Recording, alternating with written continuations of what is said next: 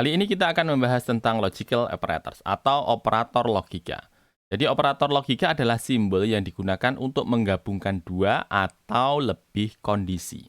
Yang hasil dari penggabungan tersebut akan memberikan nilai boolean.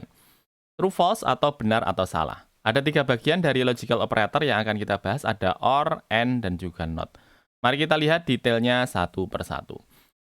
Misalnya di sini kita akan membahas yang pertama adalah tentang OR. Kalau kita akan menggunakan OR, maka simbol penggabungannya adalah dengan tanda pipe 2 kali seperti ini ya. Tanda garis ke atas 2 kali, 1, 2. Nah, polanya kurang lebih seperti ini.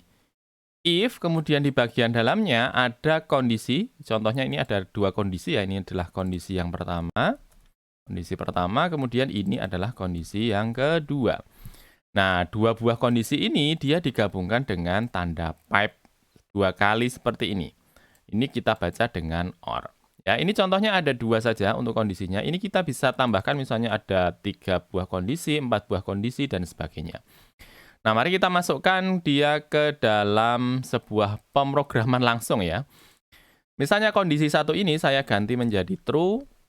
Kemudian kondisi 2 saya masukkan true. Kemudian di bagian dalam dari aksi ini saya masukkan tulisan saja, dokumen.write.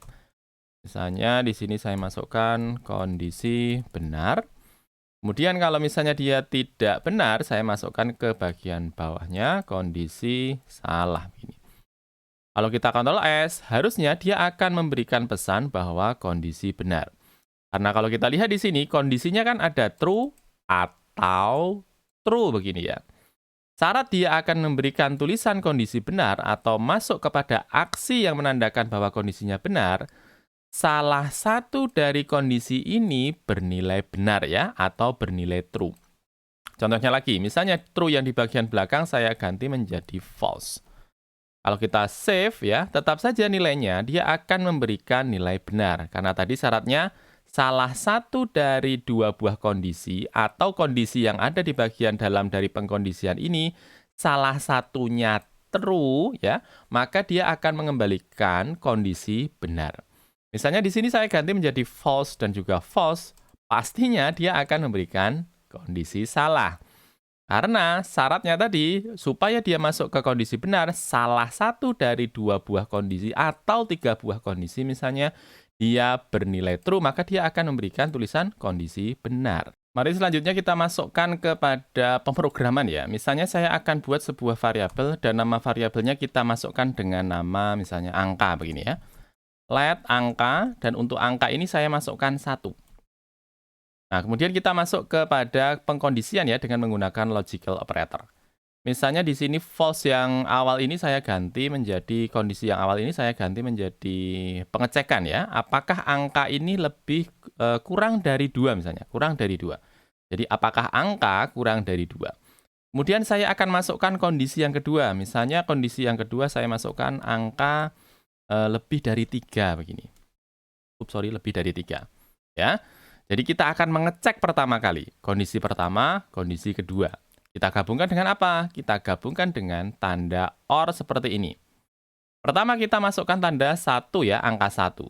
Kemudian ketika dia masuk ke dalam pengecekan, kita cek apakah angka ini kurang dari 2? Ya, apakah 1 kurang dari 2 teman-teman? Ya, nilainya adalah benar. Kemudian kita cek pada kondisi yang kedua. Dia akan melakukan pengecekan apakah angka 1, ya ini adalah 1, lebih dari 3. Tentunya di bagian nomor 2 ini, kondisi kedua ini, dia bernilai false. Ya, mari kita coba save dan coba kita lihat, ternyata dia memberikan kondisi benar. Karena apa? Dari 2 buah kondisi ini kondisi pertama, kemudian kondisi kedua, salah satu dari kondisi ini dia bernilai benar. Yang mana yang bernilai benar? Di bagian kondisi yang pertama. Karena angka 1 ini kurang dari 2. Sedangkan kondisi yang kedua, dia memberikan nilai false atau salah. Karena tentu saja 1, ya di sini kan angka ya, ini adalah nilainya 1.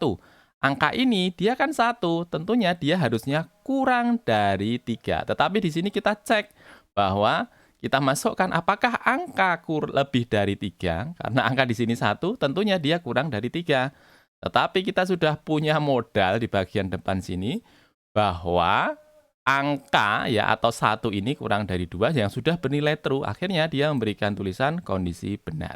Coba kita masukkan kondisi lagi di bagian belakangnya. Saya masukkan lagi OR begini, bagian belakang saya masukkan kondisi yang ketiga. Kondisi yang ketiga misalnya apakah angka sama dengan 4 misalnya. Coba kita Ctrl S. Sorry. Di sini saya Ctrl S. Tetap saja di sini dia memberikan nilai kondisi benar. Karena di sini di bagian depan kita sudah punya modal ya bahwa ini sudah bernilai true. Sedangkan 2 yang belakang ini 1, 2 ini dia bernilai false. Makanya salah satu dari bagian yang ada di bagian dalam dari pengkondisian ini, salah satunya saja dia sudah benar, maka dia akan memberikan nilai kondisi benar ya, atau menjalankan aksi kalau misalnya kondisinya benar. Dan ini kita bisa masukkan di bagian dalam dari pengecekan kondisi ini bisa 3, 4, 5, 6, 7, 8, 9, dan seterusnya.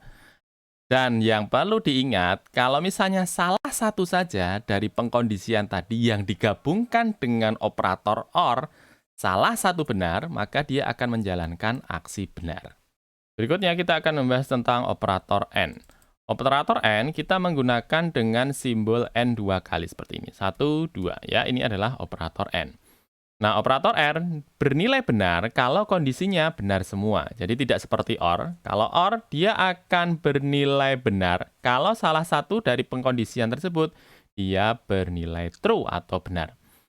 Misalnya operator OR ini saya akan ganti dengan operator AND ya. 1, 2. 1, 2. Ini juga saya akan ganti dengan operator AND 1, 2.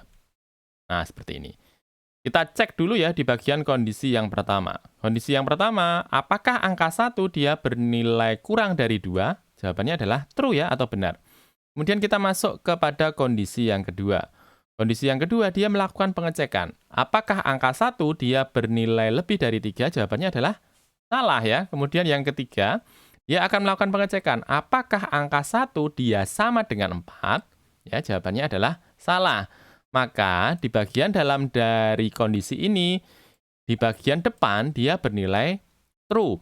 Kemudian di bagian yang kedua dia bernilai false atau salah. Kemudian yang ketiga dia bernilai false atau salah.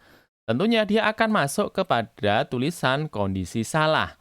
Karena di bagian pengecekan, salah satu dari kondisi yang kita gabungkan dengan menggunakan N ini, salah satunya saja dia adalah salah, maka dia akan menghasilkan nilai salah.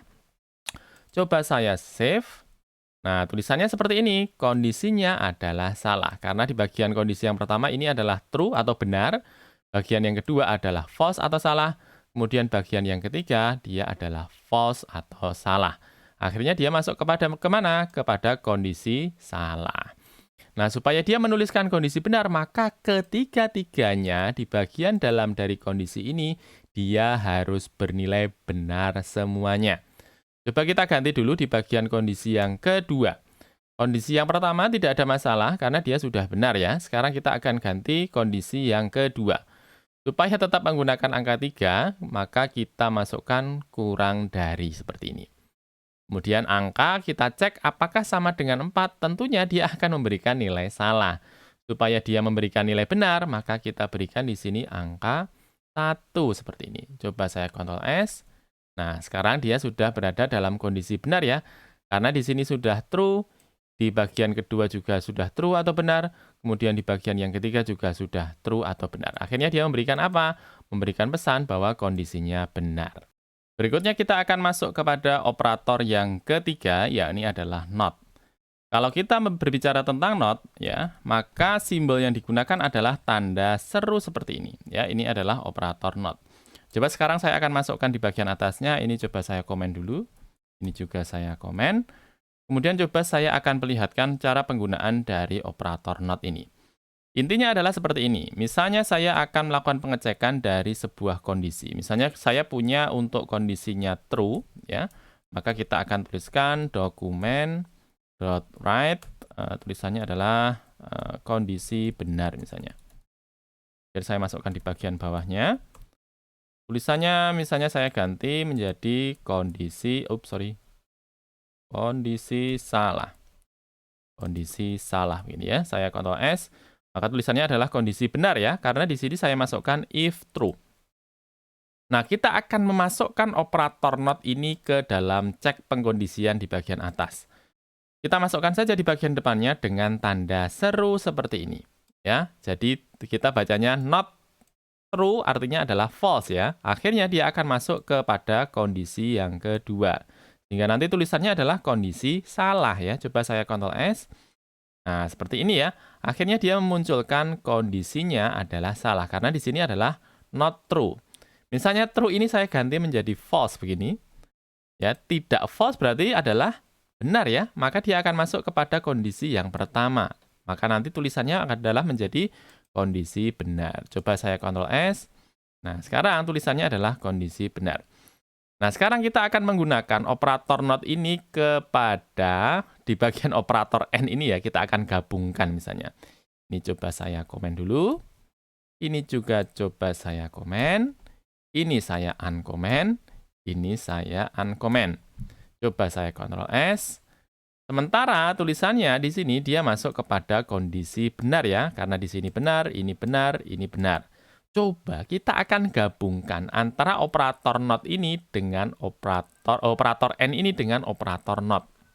Ya, coba saya akan masukkan ya tanda kurung di depan. Ini juga saya masukkan tanda kurung di depan. Artinya dia akan di treatment atau diperlakukan sebagai satu buah kondisi. Dan kita gabungkan dengan operator not. Coba saya Ctrl S. Nah, sekarang dia berada di bagian dalam dari kondisi salah. Karena di bagian dalam sini kan sudah benar ya, atau true. Ya, sudah true. Tidak true artinya adalah salah. Ya, seperti ini teman-teman. Kita sudah membahas tentang or, and, dan juga not. Kita akan berjumpa lagi di video berikutnya. Terima kasih.